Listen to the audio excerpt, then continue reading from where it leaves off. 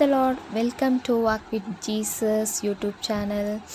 ಈ ದಿನ ನಾವು ದೇವರ ಪ್ರೀತಿ ಎಂಬ ಶೀರ್ಷಿಕೆಯ ಅಡಿಯಲ್ಲಿ ದೇವರ ವಾಕ್ಯವನ್ನು ಕಲಿಯುತ್ತಾ ಬರೋಣ.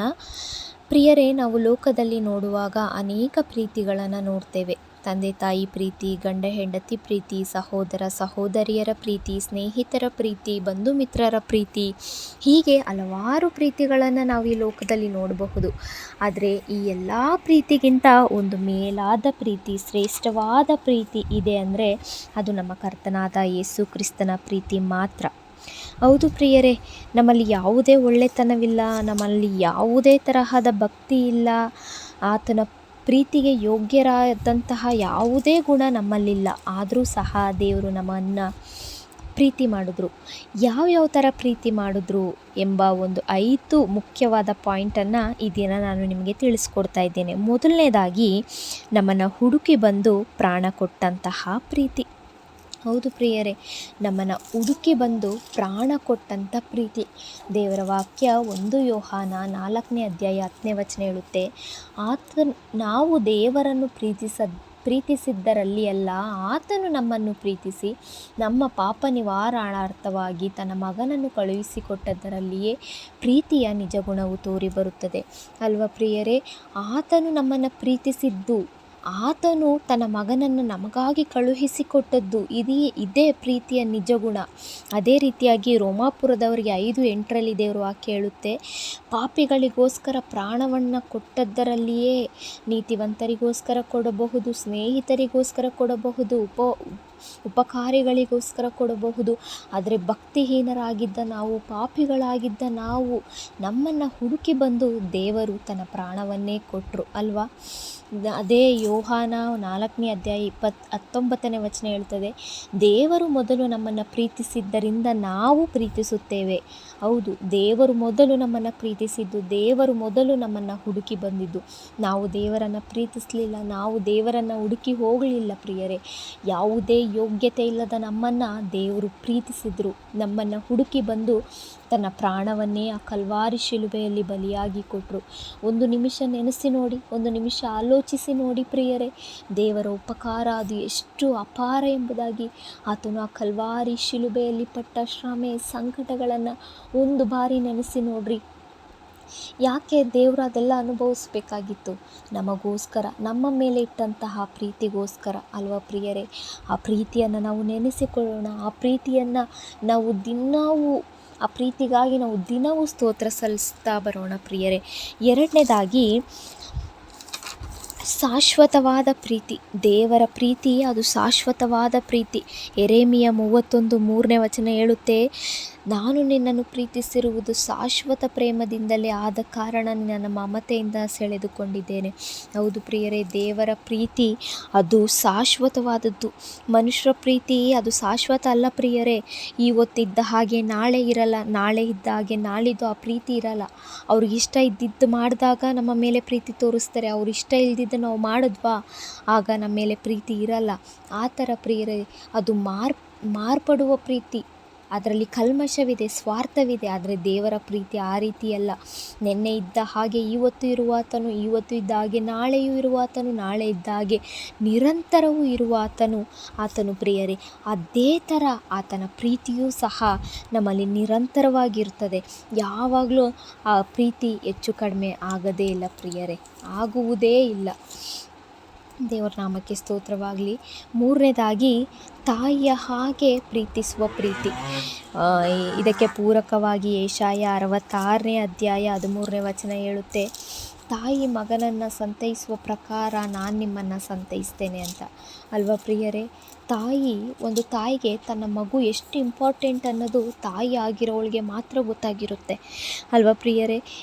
ಈ ಲೋಕ ಹೇಳುತ್ತೆ ತಾಯಿಯ ಪ್ರೀತಿ ಮುಂದೆ ಯಾವ ಪ್ರೀತಿನೂ ಇಲ್ಲ ಎಂಬುದಾಗಿ. ಆದರೆ ನಾನು ಹೇಳ್ತೀನಿ, ಯೇಸು ಕ್ರಿಸ್ತನ ಪ್ರೀತಿಯ ಮುಂದೆ ಯಾವ ಪ್ರೀತಿಯೂ ಇಲ್ಲ. ಯೇಸು ಕ್ರಿಸ್ತನು ಕೊಡುವ ಪ್ರೀತಿ ಲೋಕದಲ್ಲಿ ಯಾರೂ ಕೊಡಲಿಕ್ಕೆ ಸಾಧ್ಯ ಇಲ್ಲ ಪ್ರಿಯರೇ. ಆತನ ಪ್ರೀತಿಯನ್ನು ಒಂದು ಸತಿ ಅನುಭವಿಸಿ ನೋಡಿ. ಹೌದು, ಅದೇ ರೀತಿಯಾಗಿ ಯೆಶಾಯನ ಪ್ರವಾದನೆ ಗ್ರಂಥ 66:13 ಅದರಲ್ಲೇ ಹೇಳುತ್ತೆ, ಈಗ ನಮ್ಮ ದುಃಖ ಶಮನವಾಗುವುದು ಅದು ದೇವರಲ್ಲಿ ಮಾತ್ರ, ದೇವರ ಸನ್ನಿಧಿಯಲ್ಲಿ ಮಾತ್ರ ನಮ್ಮ ದುಃಖ ಶಮನ ಆಯ್ತೆ ಪ್ರಿಯರೇ. ಹೌದು, ಅದೇ ರೀತಿಯಾಗಿ ಯೆಶಾಯ 51:3 ಹೇಳುತ್ತೆ, ಯೆಹೋವನು ಚೀಯೋನನ್ನು ಸಂತೈಸುವೆನು. ಹೌದು, ದೇವರು ನಮಗೆ ವಾಗ್ದಾನ ಮಾಡಿದ್ದಾರೆ, ನಮ್ಮನ್ನು ಸಂತೈಸ್ತಾರೆ, ನಮ್ಮನ್ನು ಪ್ರೀತಿಸ್ತಾರೆ, ನಮ್ಮ ಕಣ್ಣೀರನ್ನು ಆತನು ಒರೆಸ್ತಾನೆ ಪ್ರಿಯರೇ. ತಾಯಿಯ ಹಾಗೆ ನಮ್ಮ ದುಃಖವನ್ನು ಕೇಳ್ತಾರೆ. ಆದರೆ ಏನು ಮಾಡ್ತೀವಿ ಹೇಳಿ, ನಾವು ದೇವರ ಪ್ರೀತಿಯನ್ನು ಒಂದು ನಿಮಿಷ ಮರೆತು ಬಿಡ್ತೇವೆ, ಒಂದು ದಿನ ಮರೆತು ಬಿಡ್ತೇವೆ. ಆ ಪ್ರೀತಿಯನ್ನು ನೆನೆಸದೆ ಮನುಷ್ಯರ ಪ್ರೀತಿಯನ್ನು ಹುಡುಕಿಕೊಂಡು ಹೋಗ್ತೇವೆ, ಮನುಷ್ಯರ ಪ್ರೀತಿಗಾಗಿ ಹಂಬಲಿಸುತ್ತೇವೆ, ತವಕ ಪಡ್ತೇವೆ. ಆದರೆ ಅದೇ ಯೆಶಾಯ 51:12 ಹೇಳುತ್ತೆ, ನಾನೇ ನಿನ್ನನ್ನು ಸಂತೈಸುವವನಾಗಿರುವ ಅಲ್ಲಿ ಮೃತ್ಯು ಮನುಷ್ಯನಿಗೆ, ಹುಲ್ಲಿನ ಗತ್ತಿಗೆ ಬರುವ ನರಜನ್ಮದವನಿಗೆ ಭಯಪಡುವ ನೀನು ಎಂಥವನು ಎಂಬುದಾಗಿ ಅಲ್ವಾ ಪ್ರಿಯರೇ. ಆತನೇ ನಮ್ಮನ್ನು ಸಕಲ ವಿಧವಾಗಿ ಸಂತೈಸಲಿಕ್ಕೆ ಇರುವಾಗ ನಾವು ಯಾಕೆ ಪ್ರಿಯರೇ ಮನುಷ್ಯರ ಪ್ರೀತಿಯನ್ನು ಹಂಬಲಿಸ್ಕೊಂಡು ಹೋಗ್ತೀವಿ? ಯಾಕೆ ಅಂದರೆ ನಮಗೆ ದೇವರ ಪ್ರೀತಿಯ ಅನುಭವ ಇಲ್ಲ. ಅದಕ್ಕೆ ಒಂದು ಬಾರಿ ದೇವರ ಪ್ರೀತಿಯ ಅನುಭವವನ್ನು ನೀವು ರುಚಿಸಿ ನೋಡ್ರಿ ಪ್ರಿಯರೇ, ಆಗ ಮನುಷ್ಯರ ಪ್ರೀತಿ ನಿಮಗೆ ಬೇಡವಾಗುತ್ತದೆ. ದೇವರ ಪ್ರೀತಿ ಎಂಥದ್ದೆಂಬುದೆಂದರೆ ಅದು ತಾಯಿಯ ಹಾಗೆ ಸಂತೈಸುವ ಪ್ರೀತಿ. ಹೌದು ಪ್ರಿಯರೇ, ತಾಯಿಯ ಹಾಗೆ ನಮ್ಮನ್ನು ಸಂತೈಸ್ತಾರೆ. 4ನೇದಾಗಿ ತಂದೆಯ ಹಾಗೆ ನಮ್ಮನ್ನು ಹೊರುವ ಪ್ರೀತಿ. ಧರ್ಮೋಪದೇಶ ಕಾಂಡ 1:31, ನೀವು ಈ ಸ್ಥಳಕ್ಕೆ ಸೇರಿದ ಪರ್ಯಂತರವೂ ನಿಮ್ಮ ಪ್ರಯಾಣದಲ್ಲೆಲ್ಲ ಮಗನನ್ನು ತಂದೆ ಹೇಗೋ ಹಾಗೆ ನಿಮ್ಮ ದೇವರಾದ ಯೆಹೋವನು ನಿಮ್ಮನ್ನು ಹೊತ್ತನಲ್ಲವೇ. ಹೌದು ಪ್ರಿಯರೇ, ನಮ್ಮ ಜೀವಿತದ ಉದ್ದಕ್ಕೂ ನಮ್ಮನ್ನು ಹೊರುವ ದೇವರು ಅದು ಯೇಸು ಕ್ರಿಸ್ತನು ಮಾತ್ರ. ಹೌದು, ಒಬ್ಬ ತಂದೆ ನಮ್ಮನ್ನು ಎಲ್ಲ ಕಷ್ಟಗಳಲ್ಲಿಯೂ ದುಃಖಗಳಲ್ಲಿಯೂ ನಮ್ಮನ್ನು ತನ್ನ ಹೆಗಲ ಮೇಲೆ ಹೊತ್ತುಕೊಳ್ಳುವ ಆತನಾಗಿದ್ದಾನೆ. ನಿಮಗೊಂದು ಎಕ್ಸಾಂಪಲ್ ಹೇಳ್ತೀನಿ. ಒಂದು ಮರಳುಗಾಡಿನಲ್ಲಿ ದೇವರು ಹಾಗೆ ಒಬ್ಬ ವಿಶ್ವಾಸಿ ಇಬ್ಬರು ಹೋಗ್ತಾ ಇದ್ರಂತೆ. ಆವಾಗ 4 ಹೆಜ್ಜೆ, ದೇವ್ರದ್ದು 2 ಹೆಜ್ಜೆ, ಆ ವಿಶ್ವಾಸಿದ 2 ಹೆಜ್ಜೆ. ಹೋಗ್ತಾ ಹೋಗ್ತಾ ಹೋಗ್ತಾ 2 ಹೆಜ್ಜೆ ಮಾತ್ರ ಕಾಣ್ತಂತೆ. ಆಗ ವಿಶ್ವಾಸಿ ಹೇಳಿದ್ನಂತೆ, ದೇವರೇ, ಇಷ್ಟೊಂದು ತನಕ 4 ಹೆಜ್ಜೆ ಇತ್ತು, ಈಗ ಯಾಕೆ 2 ಹೆಜ್ಜೆ ಇದೆ ಅಂದಾಗ, ಮಗನೇ, ನಿನಗೆ ಇನ್ನು ಸ್ವಲ್ಪ ದೂರ ನಡೆದರೆ ಕಾಲು ನೋವು ಬರುತ್ತೆ ಅಂತ ನನಗೆ ಗೊತ್ತು ಮಗನೇ, ಆದ್ದರಿಂದ ನಾನು ನಿನ್ನನ್ನು ಹೆಗಲ ಮೇಲೆ ಎತ್ತಿ ಕೂರಿಸ್ಕೊಂಡಿದ್ದೀನಿ ಅಂತ. ಹೌದು ಪ್ರಿಯರೇ, ನಾವು ಈ ಲೋಕದ ಜೀವಿತದಲ್ಲಿ, ಈ ಲೋಕದ ಹಾದಿಯಲ್ಲಿ ನಾವು ನಡೆಯುತ್ತಿರುವಾಗ ಅನೇಕ ಕಷ್ಟಗಳು, ಸಂಭವಗಳು, ಅನೇಕ ಆಪತ್ತುಗಳು, ವಿಪತ್ತುಗಳು, ಚಿಂತೆಗಳು, ಕಣ್ಣೀರು ಬಂದು ನಮ್ಮಲ್ಲಿ ಇರಬಹುದು ಪ್ರಿಯರೇ. ಆದರೆ ದೇವರಿಗೆ ಇನ್ನು ಅಡ್ವಾನ್ಸ್ ಗೊತ್ತು. ಆದ್ದರಿಂದಾಗಿ ದೇವರು ನಮ್ಮನ್ನು ಹೇಗೆ ತಂದೆ ತನ್ನ ಹೆಗಲಿನ ಮೇಲೆ ಹೊರ್ತಾರೋ ಅದೇ ಥರ ದೇವರು ನಮ್ಮ ಕಷ್ಟಗಳನ್ನು, ನಮ್ಮ ದುಃಖಗಳನ್ನು, ಯಾಕೆ ನಮ್ಮನ್ನೇ ಸಹ ದೇವರು ತನ್ನ ಹೆಗಲ ಮೇಲೆ ಹೊರುವಾತನಾಗಿದ್ದಾನೆ ಪ್ರಿಯರೇ. ಅದರಿಂದಾಗಿ ದೇವರು ನಮ್ಮನ್ನು ಆತನು ತನ್ನ ಹೆಗಲ ಮೇಲೆ ಹೊರುವಾತನಾಗಿದ್ದಾನೆ. ಅದೇ ರೀತಿಯಾಗಿ ಪ್ರಿಯರೇ, ಯೆರೆಮೀಯ 31:20 ಈ ವಾಕ್ಯವು ನನ್ನ ಹೃದಯವನ್ನು ಮುಟ್ಟಿದ ವಾಕ್ಯ.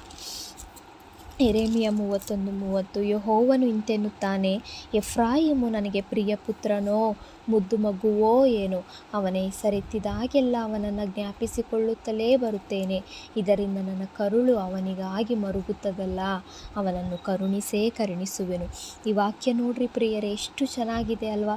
ಮುದ್ದು ಮಗುವೋ, ಪ್ರಿಯ ಪುತ್ರನೋ ಎಂಬುದಾಗಿ ದೇವರು ನಮ್ಮನ್ನು ಕರೀತಾರೆ. ನಮ್ಮನ್ನು ಆತನು ಕರುಣಿಸುತ್ತಾನೆ, ನಮಗಾಗಿ ಆತನು ಮನಮರುಗುತ್ತಾನೆ ಪ್ರಿಯರೇ. ನಮ್ಮ ದುಃಖವನ್ನು, ನಮ್ಮ ಗೋಳಾಟವನ್ನು ನೋಡಿ ಆತನು ಸಂತೋಷ ಪಡುವವನಲ್ಲ, ಆತನು ಮನಮರುಗ್ತಾನೆ. ನಮಗೋಸ್ಕರ ಆತನು ತನ್ನ ಪ್ರಾಣವನ್ನೇ ಕೊಟ್ಟ ಮೇಲೆ ನಮ್ಮ ಚಿಂತೆ ಅದ್ಯಾವುದು ಆತನಿಗೆ ಕಷ್ಟವಲ್ಲ ಪ್ರಿಯರೇ. ಅದೇ ರೀತಿಯಾಗಿ ಹೋಶೇಯ 11:3 ಹೇಳುತ್ತೆ, ನಾನೇ ಎಫ್ರಾಯೀಮಿಗೆ ನಡೆದಾಟವನ್ನು ಕಲಿಸಿದೆನು, ಅದನ್ನು ಕೈಯಲ್ಲಿ ಎತ್ತಿಕೊಂಡೆನು, ತನ್ನನ್ನು ಸ್ವಸ್ಥ ಮಾಡಿದವನು ನಾನೇ ಎಂದು ಅದಕ್ಕೆ ತಿಳಿಯಲಿಲ್ಲ. ಹೌದು ಪ್ರಿಯರೇ, ದೇವರು ನಮ್ಮನ್ನು ಸ್ವಸ್ಥ ಮಾಡಿದ್ರು, ದೇವರು ನಮ್ಮನ್ನು ಎತ್ತಿಕೊಂಡ್ರು, ಕೈಯಿಂದ ಎತ್ತಿಕೊಂಡ್ರು, ನಡೆದಾಟವನ್ನು ಕಲಿಸಿದ್ರು. ಆದರೆ ಎಷ್ಟೋ ಸಮಯ ನಾವು ದೇವರನ್ನು ಮರಿತೇವೆ.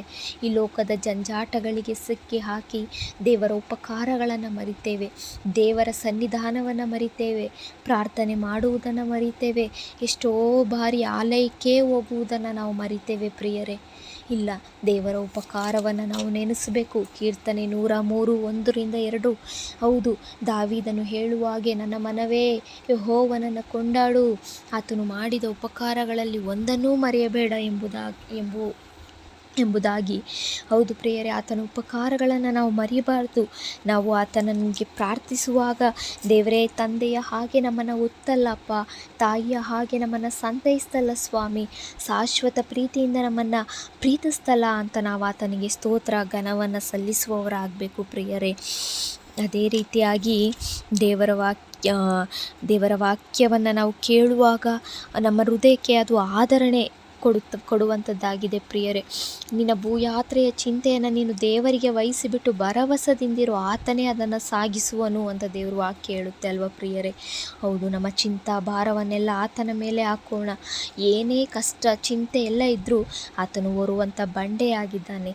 ಹೌದು, ಹೇಗೆ ತಂದೆ ತನ್ನ ಮಗನನ್ನು ಹೆಗಲ ಮೇಲೆ ಹೊರುತ್ತಾರೋ ಅದೇ ರೀತಿಯಾಗಿ ದೇವರು ನಮ್ಮನ್ನು ಹೊತ್ತು ನಡೆಸುವ ಪ್ರೀತಿ ನಮ್ಮ ದೇವರ ಪ್ರೀತಿ. 5ನೇ ಪ್ರೀತಿ, ಮರೆಯದ ಪ್ರೀತಿ. ಆತನು ನಮ್ಮನ್ನು ಯಾವುದೇ ಕಾರಣಕ್ಕೂ ಮರೆಯಲ್ಲ ಪ್ರಿಯರೇ. ಇದಕ್ಕೆ ಪೂರಕವಾಗಿ ಯೆಶಾಯ 49:15, ಒಬ್ಬ ಹೆಂಗಸು ತಾನು ಹೆತ್ತ ಮಗುವಿನ ಮೇಲೆ ಕರುಣೆ ಇಡದೆ ತನ್ನ ಮೊಲೆಕೂಸನ್ನು ಮರೆತಾಳೇ, ಒಂದು ವೇಳೆ ಮರೆತಾಳು, ನಾನಾದರೆ ನಿನ್ನನ್ನು ಮರೆಯೆ. ಹೌದು ಪ್ರಿಯರೇ, ಈ ಲೋಕದಲ್ಲಿ ನೋಡ್ತಾ ಇರಬೇಕಾದ್ರೆ ಎಷ್ಟೋ ಮಕ್ಕಳು, ಚಿಕ್ಕ ನವಜಾತ ಶಿಶುಗಳನ್ನ ಕಸದ ತೊಟ್ಟಿ ಹತ್ರ ಬಿಟ್ಬಿಟ್ಟು ಹೊರ್ಟೋಗ್ತಾರೆ, ಹಾಸ್ಪಿಟ್ಲಲ್ಲಿ ಬಿಟ್ಬಿಟ್ಟು ಹೊರ್ಟೋಗ್ತಾರೆ, ಎಲ್ಲೆಲ್ಲೋ ಮಕ್ಕಳನ್ನ ಅನಾಥವಾಗಿ ಬಿಟ್ಬಿಟ್ಟು ಹೊರ್ಟೋಗ್ತಾರೆ ಅಲ್ವಾ ಪ್ರಿಯರೇ. ಆದರೆ ದೇವರು ಮಾತ್ರ ನಮ್ಮನ್ನು ಯಾವತ್ತೂ ಮರೆಯಲ್ಲ. ಯಾಕಂದರೆ ಮುಂದಿನ ವಚನ ಹೇಳುತ್ತೆ, ಇಗೋ ನನ್ನ ಅಂಗೈಗಳಲ್ಲಿ ನಿನ್ನನ್ನು ಚಿತ್ರಿಸಿದ್ದೇನೆ, ನಿನ್ನ ಪೌಳಿಗೋಡಿಗಳು ಸದಾ ನನ್ನ ಕಣ್ಣೆದುರಿನಲ್ಲಿವೆ. ಹೌದು ಅಲ್ವಾ ಪ್ರಿಯರೇ, ದೇವರು ನಮ್ಮನ್ನು ಅಂಗೈಗಳಲ್ಲಿ ಚಿತ್ರಿಸಿಕೊಂಡಿದ್ದಾರೆ. ಆತನು ನಮ್ಮನ್ನು ಯಾವತ್ತೂ ಮರೆಯಲ್ಲ. ಆತನ ಅಂಗೈಗಳಲ್ಲಿ ನಮ್ಮನ್ನು ನೋಡುವಾತನಾಗಿದ್ದಾನೆ, ಸದಾ ನೋಡುವಾತನಾಗಿದ್ದಾನೆ. ನನ್ನ ಮಗನ ಕಾರ್ಯಗಳು ಏನು ಎಂಬುದನ್ನು ಆತನು ಗಮನಿಸುತ್ತಾ ಇರ್ತಾನೆ ಪ್ರಿಯರೇ. ಅದರಿಂದಾಗಿ ದೇವರ ಪ್ರೀತಿಯನ್ನು ನಾವು ನೆನಪಿಗೆ ತರೋಣ. ಕೀರ್ತನೆ 34:8 ಹೇಳುತ್ತದೆ, ಯೆಹೋವನು ಸರ್ವೋತ್ತಮನೆಂದು ಅನುಭವದಿಂದ ತಿಳಿದು ನೋಡ್ರಿ ಎಂಬುದಾಗಿ. ಹೌದು, ಆತನು ಯಾವ ಥರ ಸರ್ವೋತ್ತಮನು ಎಂಬುದನ್ನು ನಾವು ಅನುಭವದಿಂದ ತಿಳಿದುಕೊಳ್ಬೇಕು ಪ್ರಿಯರೇ. ಈಗ ಒಂದು ಊಟ ಮಾಡ್ತೀವಿ, ಅದನ್ನು ಸುಮ್ಮನೆ ನಾವು ಕಿವಿಯಲ್ಲಿ ಕೇಳಿಸ್ಕೊಂಡ್ರೆ ಅದು ಅನುಭವ ಆಗಲ್ಲ ಅಲ್ವಾ ಪ್ರಿಯರೇ. ಅದನ್ನು ತಿಂದು ಆ ರುಚಿಯನ್ನು ಸವಿದ ಮೇಲೇ ನಮಗೆ ಅನುಭವ ಆಗೋದು. ಅದೇ ರೀತಿಯಾಗಿ ನಾವು ದೇವರ ಪ್ರೀತಿಯ ರುಚಿಯನ್ನು ತಿಳಿದು ನಾವು ಅನುಭವದಿಂದ ಆತನನ್ನು ಕೊಂಡಾಡೋಣ. ದೇವರ ಪ್ರೀತಿ ಎಂಥದ್ದೆಂದರೆ, ಮೊದಲನೇದಾಗಿ ನಮ್ಮನ್ನು ಹುಡುಕಿ ಬಂದು ರಕ್ಷಿಸಿದ ಪ್ರೀತಿ, 2ನೇದು ಶಾಶ್ವತವಾದ ಪ್ರೀತಿ, 3ನೇದು ತಾಯಿಯ ಹಾಗೆ ಸಂತೈಸುವ ಪ್ರೀತಿ, 4ನೇದು ತಂದೆಯ ಹಾಗೆ ಹೆಗಲಿನ ಮೇಲೆ ಹೊರುವ ಪ್ರೀತಿ, 5ನೇದು ಮರೆಯದ ಪ್ರೀತಿ. ಮತ್ತು ಎಫೆಸ 3:18 ಹೇಳುತ್ತೆ, ದೇವರ ಪ್ರೀತಿಯ ಅಗಲ, ಉದ್ದ, ಎತ್ತರ, ಆಳ ಎಷ್ಟೆಂಬುದನ್ನು ನೀವು ತಿಳ್ಕೊಳ್ಬೇಕಾ? ನಾನೊಂದು ಟ್ರಿಕ್ ಹೇಳ್ಕೊಡ್ತೀನಿ ಪ್ರಿಯರೇ, ನೀವು ಅದನ್ನು ಫಾಲೋ ಮಾಡಿ. ಇದನ್ನು ನಾನು ಫಾಲೋ ಮಾಡಿದ್ದೆ, ನನ್ನ ಜೀವಿತದಲ್ಲಿ ಆದ ಅನುಭವ, ಅದು ನಿಮ್ಮ ಜೀವಿತದಲ್ಲಿಯೂ ಖಂಡಿತ ಆಗುತ್ತೆ. ಏನು ಅಂದರೆ, ಎಲ್ಲರೂ ಮನೇಲಿ ಯಾರೂ ಇಲ್ಲದೆ ಇರುವಾಗ 1 ನಿಮಿಷ ಕೂತ್ಕೊಂಡು ಕಣ್ಣುಗಳನ್ನು ಮುಚ್ಚಿ ನಿಮ್ಮ ಜೀವಿತದಲ್ಲಿ ಹಾದು ಬಂದ ಮಾರ್ಗವನ್ನು ನೆನೆಸಿ ನೋಡಿ ಪ್ರಿಯರೇ. ದೇವರು ಎಷ್ಟು ಕಷ್ಟಗಳಿಂದ, ನಷ್ಟಗಳಿಂದ, ವಿಪತ್ತುಗಳಿಂದ, ಎಷ್ಟೋ ಇಲ್ಲ ನನ್ನ ಗತಿ ಇನ್ನೂ ಇಲ್ಲ, ನನ್ನ ಗತಿ ಏನಾಗುತ್ತೋ ಎಂಬ ಚಿಂತೆಗಳಲ್ಲಿ ನೀವಿರುವಾಗ ದೇವರು ನಿಮ್ಮನ್ನು ಬಿಡಿಸಿದ ಆ ರೀತಿಯನ್ನು ನೀವು ಯೋಚಿಸಿ ನೋಡ್ರಿ ಪ್ರಿಯರೇ. ಆ ಪ್ರೀತಿಯನ್ನು ನೀವು ಯೋಚಿಸಿ ನೋಡ್ರಿ. ಆಗ ದೇವರ ಪ್ರೀತಿ ಎಂಥದ್ದು ಎಂಬುದು ನಮಗೆ ಗೊತ್ತಾಗುತ್ತೆ. ಹಲವಾರು ಕಷ್ಟಗಳಲ್ಲಿ ಬಿದ್ದಿರುವಾಗಲೂ ದೇವರು ನಮ್ಮನ್ನು ಕೈ ಬಿಡಲಾರ. ಆತನು ಕೈ ಹಿಡಿದು ಎತ್ತುವವನು, ಕಣ್ಣೀರನ್ನು ಒರೆಸುವವನು, ಕೂಗನ್ನು ಕೇಳುವವನು ಪ್ರಿಯರೇ. ಹೌದು, ಹೀಗೆ ದೇವರ ವಾಕ್ಯವನ್ನು ನಾವು ತಿಳ್ಕೊಂಡ್ವಿ.